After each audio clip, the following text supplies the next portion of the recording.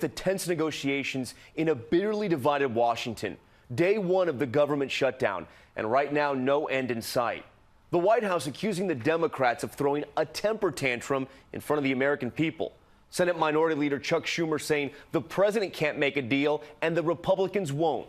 The sticking point right now for both sides, an issue surrounding the children of undocumented immigrants. And so the Statue of Liberty, you see it there, closed today. Tens of thousands of government workers bracing for furloughs, and now the waiting game. Who will blink first? And if no one does, who will be blamed? ABC's Kenneth Moten starts us off from Capitol Hill. They can do that today. Tonight, day one of the shutdown stalemate, turning into a battle over blame. We do some crazy things in Washington, but this is utter madness. Day one of the Senate Democrats' government shutdown. There's little evidence of progress, only a scramble to label the first shutdown under President Trump. We're about 9 hours into the Schumer shutdown.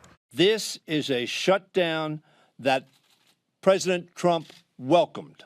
The president tweeting, "This is the 1-year anniversary of my presidency, and the Democrats wanted to give me a nice present." He promised infrastructure. He gave us a train wreck.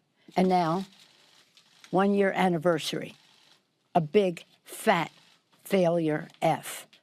Democrats drawing a line in the sand for a funding measure that includes a fix for the Dreamers, nearly 800,000 undocumented immigrants brought to the U.S. as children. Overnight, frantic negotiations in the Senate behind closed doors and even on the floor. Some people are going to have to get off their high horse and come to their senses. The clock striking midnight with no agreement on the 1-month stopgap measure that's already passed the House. GOP Senator Lindsey Graham desperately trying to rally support for 3 weeks of funding. I feel like I'm Switzerland with the army the size of the Vatican. Tonight, Democratic Senate Leader Chuck Schumer revealing new details about his Friday 90-minute Oval Office meeting with the president. Schumer saying he even offered to include funding for the border wall as part of a deal. The president said many times he would take a deal that included DACA in exchange for the wall. I put that deal on the table. But Schumer says hours later, Trump called, changing his mind. Negotiating with President Trump is like negotiating with Jell-O.